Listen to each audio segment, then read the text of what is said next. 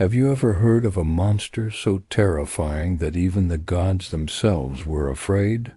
In the vast, epic world of Norse mythology, among gods and giants, there lived such a creature.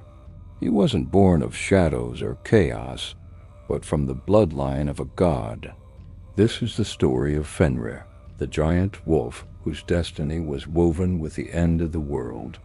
In the age when Odin ruled Asgard and Thor wielded his mighty hammer, the trickster god Loki, known for his cunning and mischief, had 3 monstrous children with the giantess Angrboda, the serpent Jormungandr, the ruler of the dead hell, and the most fearsome of them all, a wolf named Fenrir.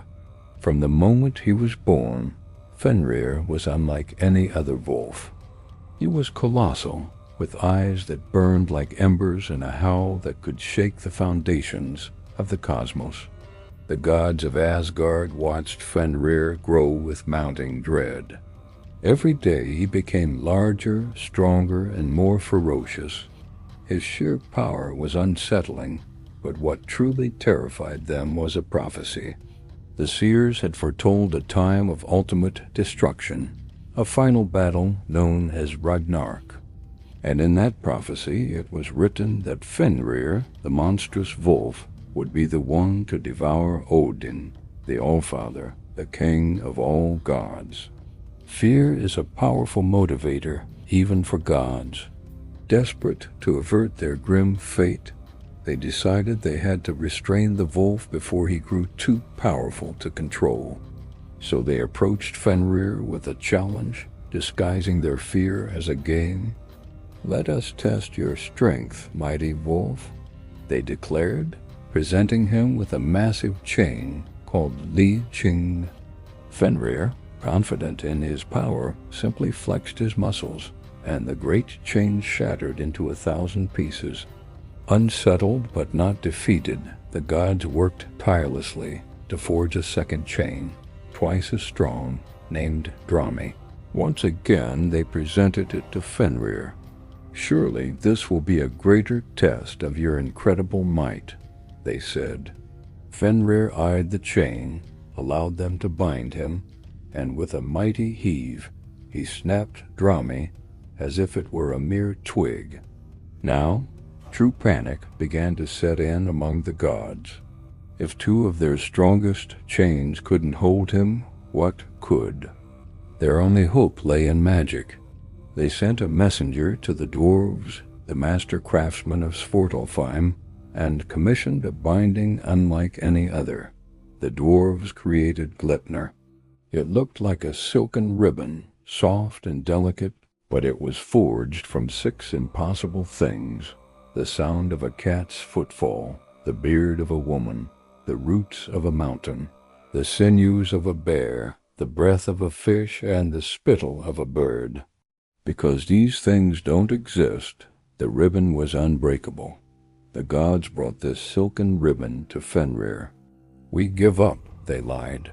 "But for one last challenge, try to break this tiny ribbon."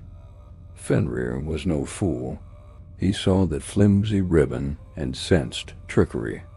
He grew suspicious and declared, "I will only allow you to bind me with this magical ribbon if one of you places your hand in my mouth as a pledge of good faith.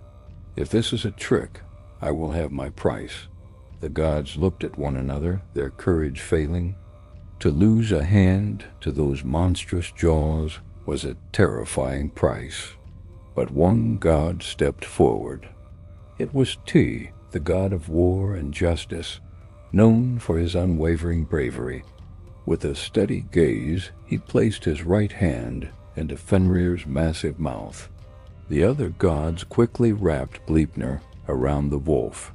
Fenrir struggled, unleashing all his terrifying strength, but the magical ribbon only tightened. He was trapped. Realizing he had been deceived, Fenrir roared in fury and betrayal.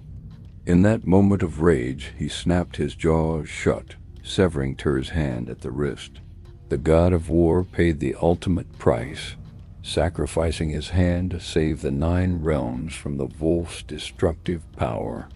The gods then dragged the bound and howling Fenrir to a remote island, anchored him to a boulder deep within the earth, and thrust a sword into his jaws to keep them open. There, in darkness and solitude, Fenrir waits. He waits for the day of prophecy, for the coming of Ragnarök.